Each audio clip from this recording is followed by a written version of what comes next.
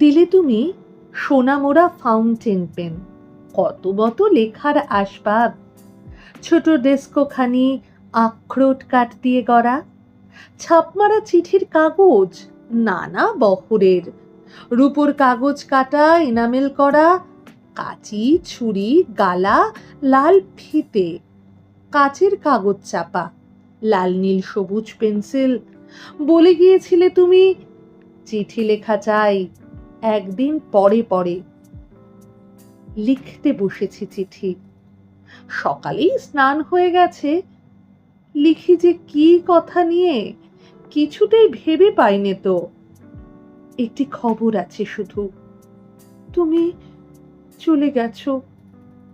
সে খবর তোমারও তো জানা, তবু মনে হয় ভালো করে তুমি সে জানো না, তাই ভাবি এই কথাটি জানাই তোমাকে। তুমি চলে গেছো। যতবার লেখা শুরু করি ততবার ধরা পড়ে এ খবর সহজ তো নয়। আমি নই কবি, ভাষার ভিতরে আমি কণ্ঠস্বর পারি নে তো দিতে। না থাকে চোখের চাওয়া, যত লিখি তত ছিঁড়ে ফেলি।